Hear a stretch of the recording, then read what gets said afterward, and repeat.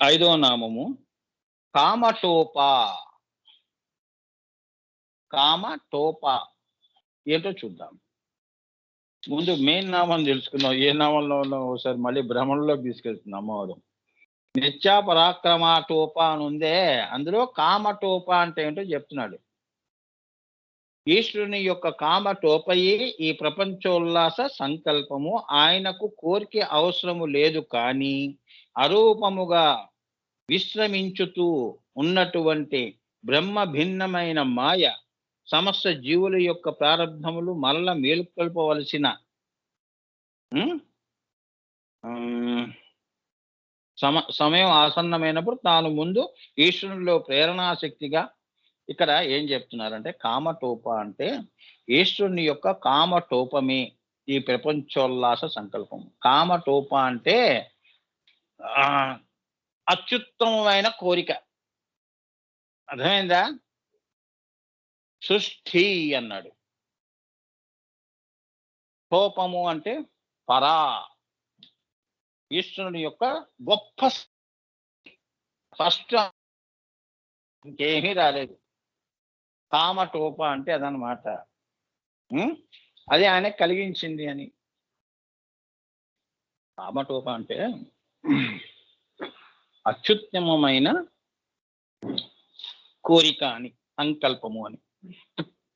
మనం తిట్టుకుంటాం, చాలా ఎప్పుడు పడితే అప్పుడు పనికిరాని సంకల్పాలని చేస్తుంటాం అంటాం. ఇవన్నీ సంకల్పాలు, ఇవన్నీ మామూలువి. అది కామటోప. దాని నుంచి సంకల్పాలు అందరం చేసుకోవాల్సిందే, కానీ అన్ని సంకల్పాలకి టోప, కామటోప.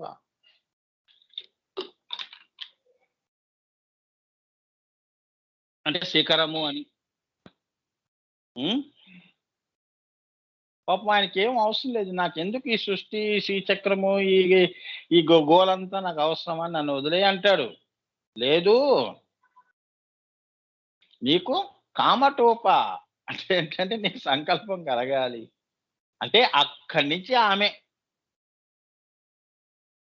ఆయనకు కోరిక అవసరము లేదు, కానీ అరూపముగా విశ్రమించుతూ ఉన్నటువంటి బ్రహ్మ భిన్నమైన మాయ, అవిశ్రమముగా బ్రహ్మకు భిన్నమైన మాయ ఏదైతే తనలో ఉందో,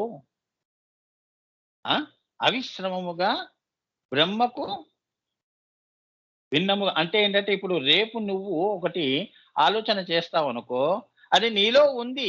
రేపు అనేది ఉన్నప్పుడు, మాయ అనేది ఉన్నప్పుడు, నువ్వు ఇప్పుడు ధ్యానంలో ఉన్నప్పుడు రేపు వచ్చింది కదా, వస్తోంది కదా, నువ్వు కామేశ్వరుడిగా అంటుంది. అర్థమైందా? చూద్దాంలేండి, ఎప్పుడో 60 ఏళ్ల సంగతి కదా, నన్ను ఇలా ధ్యానంలో ఉండని అంటుంటారనమాట. అంటే మీ భాషలో చెప్పాలంటే, లేదు, వచ్చేసింది. మీరు కామేశ్వరుడు కాక తప్పదు, కళ్ళు తెరవక తప్పదు అని. చైతన్యం నేను నీలోకి వచ్చేస్తున్నాను అని. సమస్త జీవుల యొక్క ప్రారంధములు.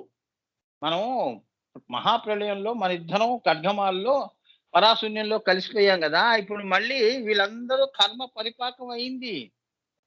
వీళ్ళందరినీ మళ్ళీ పుట్టించాలి, నేను సృష్టి చెయ్యాలి. అర్థమైందా అమ్మా? అది ఏమండి, అలా మనం చెయ్యాలి. మేలు సమయం ఆసన్నమైనప్పుడు తాను ముందు ఈశ్వరుల్లో ఏం చేస్తుంది, ఆయనకి ప్రేరణాశక్తిగా వస్తుంది. అంతేగా? ఏమయ్యా స్వీట్ తింటావా అంటే, ధ్యానంలో ఉన్నవాడికి కళ్ళు మూసుకొని వద్దండి, నాకు అవన్నీ నేను తినకూడదు, ధ్యానం భగ్నం అవుతుందని. సరే, స్వీట్ తీసుకొచ్చి వాడి ముందు మనం తింటున్నాం అనుకో, వాడికి వాసన వచ్చిందో ఏదో మొత్తానికి కళ్ళు తీసి చూసాడు, లేదు నాకు కూడా ఒక ముక్కి అన్నట్టు. ఇదే ప్రేరణాశక్తి. అంతేగా? ప్రేరణ అంటే ఇలా వస్తుంది, అన్నం తింటావంటే తిన్ను అని. ఆ మూతలు తెరవంగానే వాసన రాగానే పరిగెత్తటం. ఏంది ఏమున్నాయి అని. ఇష్టమైనవి ఉన్నాయనుకోండి, ముందు మనమే కంచం తెచ్చుకొని మనమే పెట్టుకుంటాం. అవునా? ప్రేరణ. అది లేదనుకో, అలానే కూర్చుంటాం. ఆకలి లేదు, ఏమీ లేదు, అన్నం లేదు. అట్లా ప్రేరణ అంటే అది ఇన్స్పిరేషన్ అంటారు. అది అమ్మవారు అని. అంటే ఈశ్వరుల్లోనే, ఆ పరాశూన్యంలోనే ఆ ప్రేరణాశక్తిగా, చైతన్యంగా ఆమె కదిలింది ఆయనలో. అది ప్రేరణాశక్తిగా, సంకల్ప రూపిణిగా ఆయన చేత కన్నులు తెరిపించి, కళ్ళు తెరవండి, ఎంతసేపు కళ్ళు మూసుకొని ధ్యానంలో ఉంటారు. మనకి పనుంది. నేను ఉన్నాను అని భావన కల్పించింది ఫస్ట్. ముందు మీరంటూ ఒకళ్ళు ఉన్నారని తెలుసుకోండి. నిద్రమత్తులో ఉన్నారన్నట్టు. మనం గూడా అంతే గదా! ఆ నిద్రమత్తు వదలండి. ఆ పని జేయి పో అని మనం అంటుంటాంగా. వాడు నిద్ర వాడు లేచినా అలా తూలుతూ ఉంటాడు. బ్రష్, పేస్ట్ చేసుకొని గోడకి వాలి నిద్రపోతూ ఉంటాడు. లేదా అలానే పెట్టుకొని నుంచొనే నిద్రపోతుంటారు కొందరు. అట్లా అన్నమాట. ఆమె ఏం చేసింది, ఇలా కాదని జెప్పి నేను ఉన్నాను అని అనిపించాలి. ఒక్కసారి కదలటం.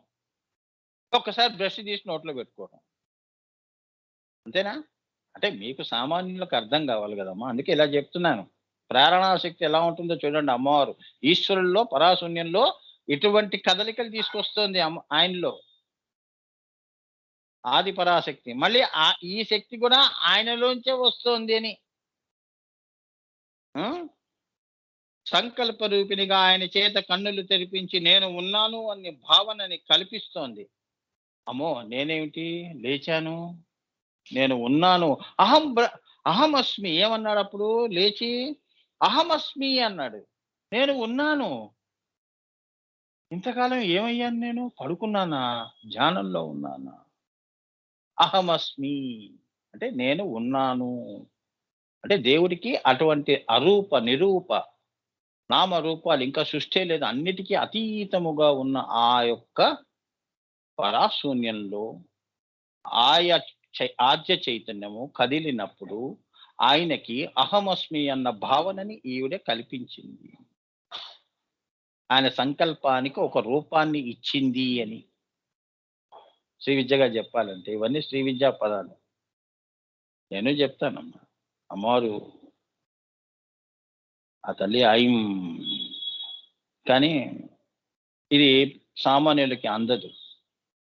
ఎలా ఉంటుంది అంటే వర్షం పడుతోంది కానీ దాహం తీరట్లేదు స్వామి అని. అలా ఉంటుంది. అవునా? అదే గ్లాస్‌లో పట్టి ఇస్తే ఎలా ఉంటుంది? ఆ ప్రయత్నం చేస్తున్నాను నేను. వర్షంలో నోరు తెరుచుకొని చిన్నప్పుడు వెళ్ళేవాళ్ళంగా నోట్లో ఆ స్వాతి చినుకులు. ఆ నోరు తెరిచి ఒక చుక్క పడినా అప్పుడే దాహం వేస్తుంది చిన్నప్పుడు మనకి. ఇంట్లో కుండల్లో, బిందెల్లో ఉన్న నీళ్లు తాగం. ఆ వర్షం నీళ్లు నోరు తెరిచి తాగుతూ ఉంటాం. చకోర పక్షుల్లా. అది దాహం తీరదు. అది నోట్లో పడదు. దా ఆ చుక్క వెంట మనం పరిగెడుతూ ఉంటాం. అట్లా అటువంటి ప్రయత్నం అన్నమాట మనది. అమ్మవారిది అది. ఆ ఈశ్వరుల్లో ఆ ప్రేరణ. సో, అహమస్మి నేను ఉన్నాను అనటం చేత అప్పుడు అహం ఇదం, అహం ఇదం ఇదంతా నేను. అహమస్మి అని ఎందుకు అనిపించావు? అలాంటప్పుడు ఇదంతా నేనే అంటాడాయన. ఆ! అది గూడా ఆమె అనిపిస్తుంది. ఇదంతా మీరేనండి అని. చూడండి భర్తకి ఎంత గౌరవం ఇస్తుందో. ఆమెప్పుడు గూడా ఆ! పాపం ఆయనకి సత్యం తెలియకుండా ఆ! ఆ! ఈయనతోనే అహమస్మి అనిపించి అహం ఇదం అనిపించింది. నేను ఉన్నాను. షాడ్గుణ్య సంపత్తి కలవాడిని. నేను తలుచుకుంటే ఏదన్నా చేయగలను అని గూడా అనిపిస్తోంది అమ్మవారు. అంటే దేవుడు అని అనిపిస్తోంది అని. పాపం ఆమె దేవత అని మటుకు ఎక్కడా చెప్పుకోవట్లేదు. అదే అమ్మవారు అరుణాం కరుణాతరంగితాక్షిం ఆడదాని గొప్పతనం ఎప్పుడు చెప్పదు. అమ్మ మనసు ఎంత కష్టమైనా నేను కష్టపడ్డాను అని మటుకు పిల్లల విషయంలో చెప్పనట్టుగానే ఆ తల్లి కూడా జగజ్జనని. ఏమ్మా? జగజ్జనని. ఆ తల్లి కూడా ఎప్పుడూ మౌనంగానే ఉంటుంది. అందుకే మీ గురువుగారు మౌనంలోనే అమ్మ అర్థమవుతుంది. మౌనంలోనే నీ మనసు వింటుంది. అలజడిలో ఎప్పుడూ వినదు. ఎందుకంటే అమ్మ వస్తున్నప్పుడు నీ ఆలోచనలు నిన్ను సముద్రంలో కెరటాలుగా ఎక్కడికో తీసుకెళ్ళిపోతాయి. అందుకే నీకు అమ్మ దర్శనం కలగదు.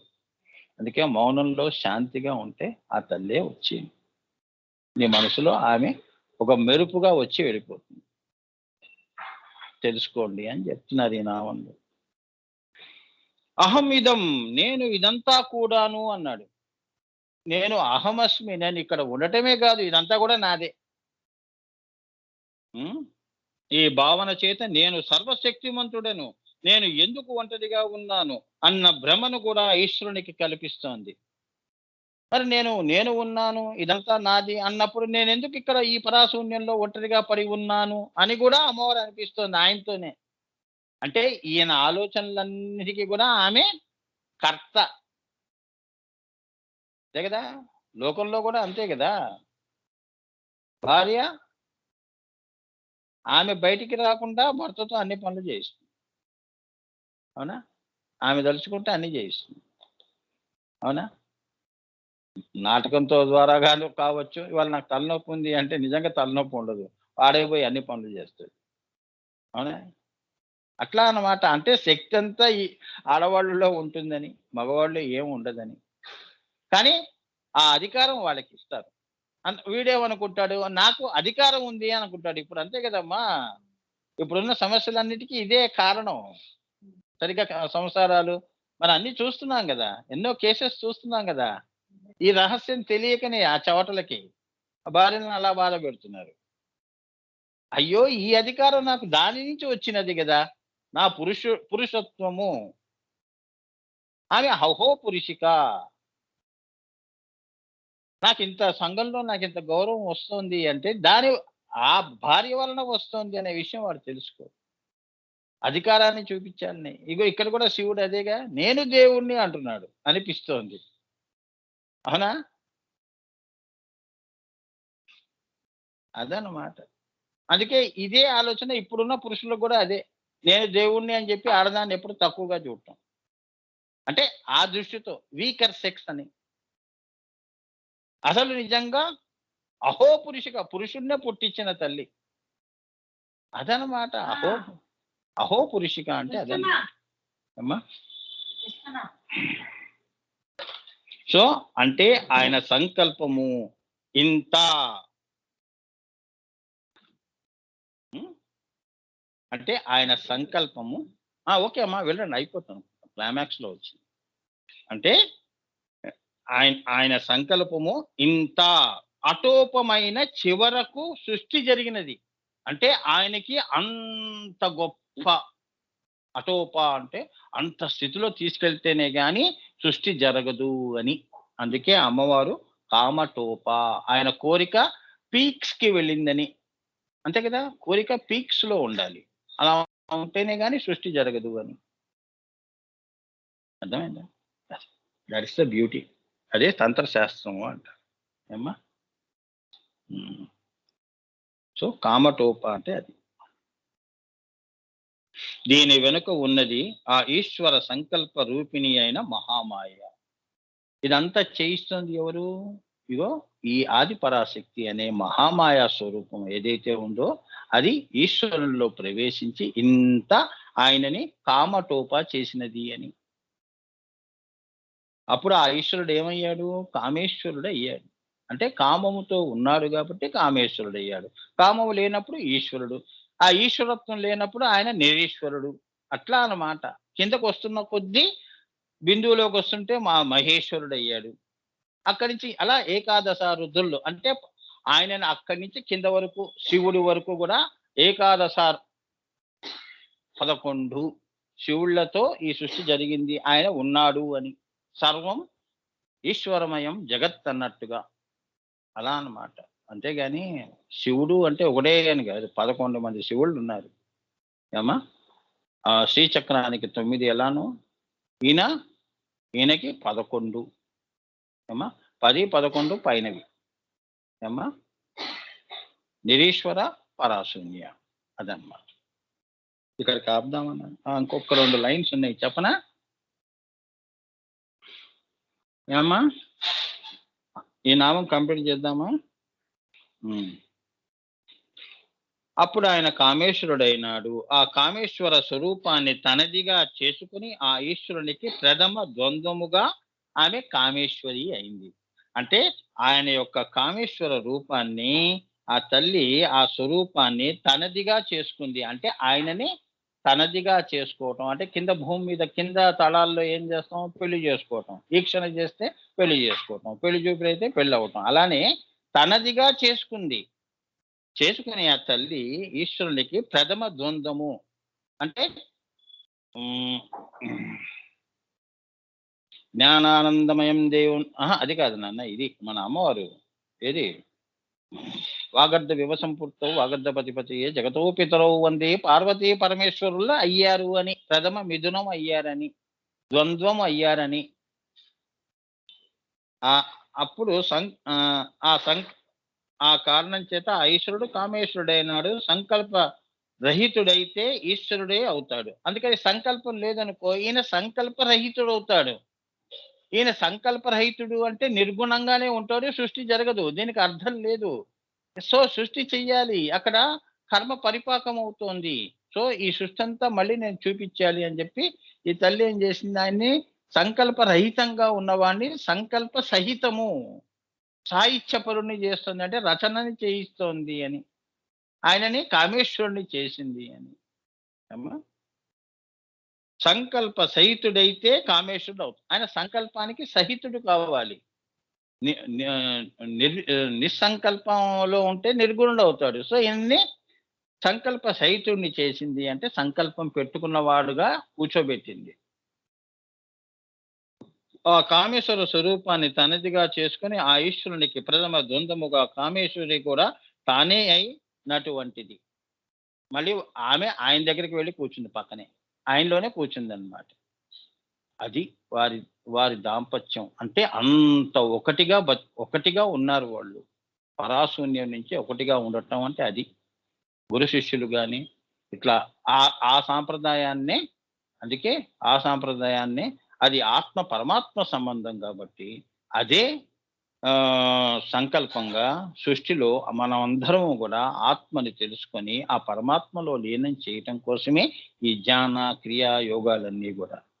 మనల్ని మనం తెలుసుకొని శ్రీ విద్య ద్వారా దాన్ని భక్తిగా ఉమ్, భక్తిగా దాన్ని అర్చించి దాన్ని మనం ధ్యానించి దాన్ని యోగము చేసుకుని మళ్ళీ ఆ తల్లిదండ్రుల్లోనే ఈ ఆత్మలన్నీ కలవాలి. అలా కలిసినవే నిత్యగా ఉంటాయి, ఎప్పుడు బ్రహ్మానందంలో ఉంటాయి. అమ్మా, అది ఎవరో ఆమె కామటోప. ఇక్కడ కా అంటే ఏంటంటేనమ్మా అక్షర పరబ్రహ్మము. ఆమె అక్షర కానిది అక్షర, అంతే కదా. వాళ్ళు ఎప్పుడు క్షరం కాదు నాన్న. మనం మనకి హలాక్ష మూడో కన్ను దగ్గర మనం శరీరం వదిలేస్తాం. మళ్ళీ మనం ఏమవుతున్నాం, అమ్మవారిలో అక్షర పరబ్రహ్మంలోనే వెళ్ళిపోతున్నాము అని. ఆత్మ వెళ్ళి అక్షర పరబ్రహ్మంలో కలిసిపోతుంది. మరి కింద ఉన్నప్పుడు నేను నేను అన్న శరీరం ఏమైపోయింది, క్షరం అయిపోయింది. మూడో కన్ను దగ్గర హలాక్ష, క్షయం అయిపోవటం అంటే నిన్ను నువ్వు మర్చిపోవటం. అక్కడ నీకు అహం బ్రహ్మాస్మి, ఇదంతా నేనే అన్న నీకు భావన ఫస్ట్ శివుడికి ఎలా వచ్చిందో నీకు మూడో కన్ను దగ్గర ఫస్ట్ నీకు కూడా అలా వస్తుంది అని. అలా నువ్వు ఆ నిర్గుణ అక్షర పరబ్రహ్మలో వెళ్ళి లయం అవుతావు నాయన అని ఈ కామటోప అనే దానికి అర్థం. సో మా అంటే మాయ, కామ అంటే ఏంటంటే మాయా శబలిత బ్రహ్మము ఈశ్వరుణ్ణి చేస్తేనే కానీ సృష్టి జరగదు. ఉట్టి బ్రహ్మముగా ఉన్నాడు, పరబ్రహ్మముగా అంటే ఆయన్ని ఏం చేయాలి, కోరికతో కలపాలి. కా ప్లస్ మా, ఈయన బ్రహ్మకి ఏం చేయాలి, మా అనేది కల్పిస్తేనే గాని ఈయన మాయాశబలిత బ్రహ్మ కాదు. మేము దంపతులం అవుతే గాని శ్రీచక్రం రాదు అన్ని దీని అర్థం. సో ఇక్కడికి ఆపుతున్నానన్న. శ్రీమాత్రే నమ. గురు కృపాహి కేవలం, మాతృకృపాహి కేవలం. అర్థమైందా అమ్మా అందరికీ? ఏం బంగారు తల్లులు, అమ్మవారి అమ్మ అమ్మ ప్రేమను చూశారా? అమ్మ కరుణ, దయ, జాలి. అమ్మ ఆ తల్లి ఎంత గొప్పగా ఉంటుందో. ఇది అసలు వందల వేల పుస్తకాలు రాస్తారు. నేను మీకు ఉట్టి బీజం చెప్పాను, దాని వర్ణన ఏముందిలే అమ్మ, ఎవరన్నా చెప్తారు. మీరందరూ కూడా ఆ అమ్మవారు మీ దుఃఖాలన్నీ కూడా తొలగించి, దుర్గమమైన దుఃఖాలు కష్టాలు అన్ని తొలగించి మీ అందరి పేర్ల మీద కూడా నేను పూజ చేస్తున్నానమ్మా. అవన్నీ కూడా సంకల్పాలు చేసి మీరందరూ, ఇదే కాదు నాన్న, తర్వాత ఎటు నేను వసుదైక కుటుంబంగా సర్వేజన సుఖినో భవంతు ఏమ్మా. సో ఆ రకంగా మీరందరూ ధైర్యంగా, ధైర్యే సాహసే లక్ష్మి అది మీ జీవితాల్లో పెట్టుకోండి. ధైర్యం వీడితే భయం, ధైర్యం ఉంటే అభయం. చాలా భయం లేని స్థితి ధైర్యం. అందుకే అదే లక్ష్మి, అదే దుర్గా. నీలో ఉన్న ధైర్యే సాహసే లక్ష్మి అన్నారు. ధైర్యే సాహసే దుర్గా. నువ్వు రేపొద్దున యోగంలో కూడా మూలాధార జాగృతమైనప్పుడు నీ ప్రస్థానంలో కూడా ఆ ధైర్యం వీడకు. ఏకవీరగా ఉండు, వీరుడుగా ఉండు అని భయపడిపోకూడదు. అలా మనం పైకి ఆనందాలు అంచుల్ని తాకాలి అన్నప్పుడు ఈ కష్టాలు కూడా అనుభవించాలి అని. ఆ కష్టాలు తొలగించే తల్లే దుర్గా. అది యోగా కష్టాలు కానీ, ధ్యాన కష్టాలు కానీ, భక్తిలో కానీ, సంసారంలో కానీ, స్వగతముగా ఉన్నవి కానీ ఏవైనా కూడా తొలగించే మంత్రమే ధుమ్ ధుమ్ ధుమ్ ధుమ్ ధుమ్ ధుమ్ ధుమ్ దుర్గాయై నమః. ఎల్లవెళ్ళ అమ్మవారి యొక్క ఆశీస్సులు, అమ్మ అనుగ్రహం. సంతోషంగా ఉండండి అన్న.